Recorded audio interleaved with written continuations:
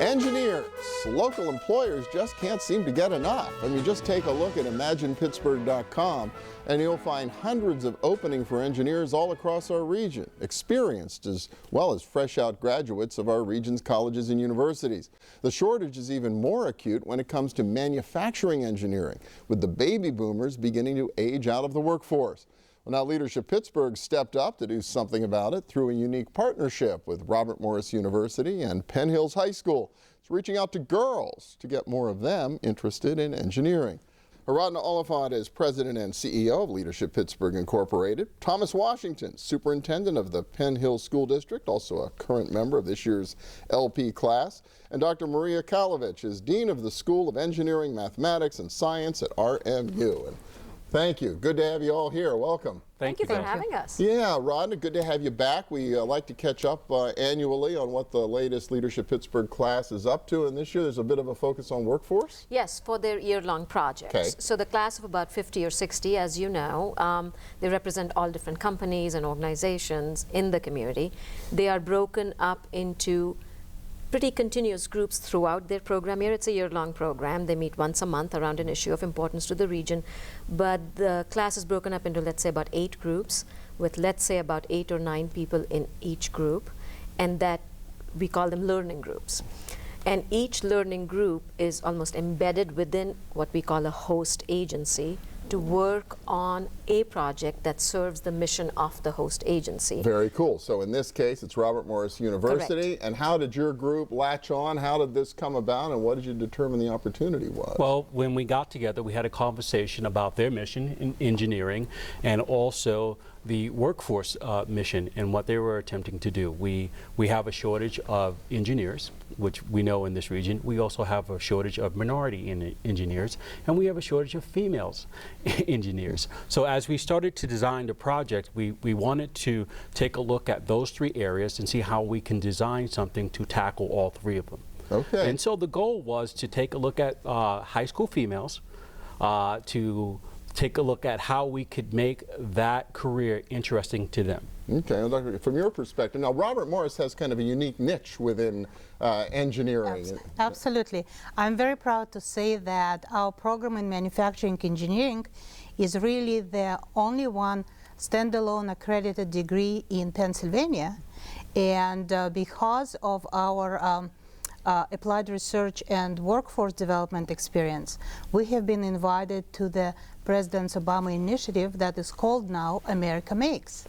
And with all that said, our manufacturing engineering is growing significantly, and in the past few years we really quadrupled the number of students in the program.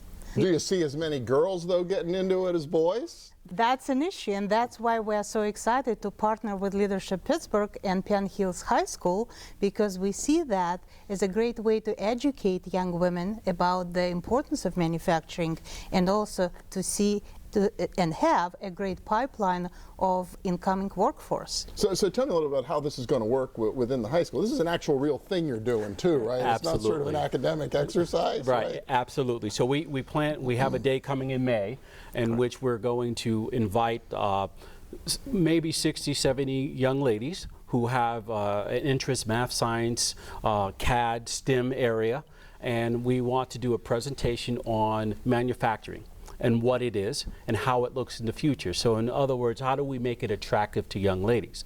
And then we're going to have a hands-on experience. We're actually going to allow them to design things, to manufacture things.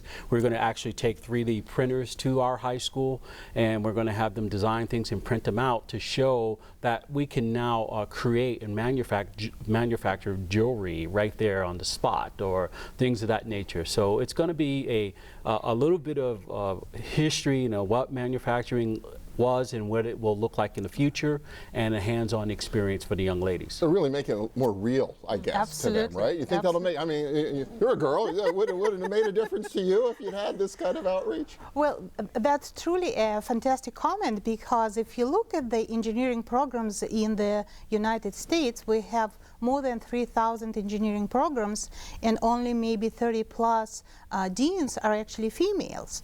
So it's truly good for us to have this opportunity. Our faculty will be teaching this workshop. Our students who are females engineers will be teaching this workshop.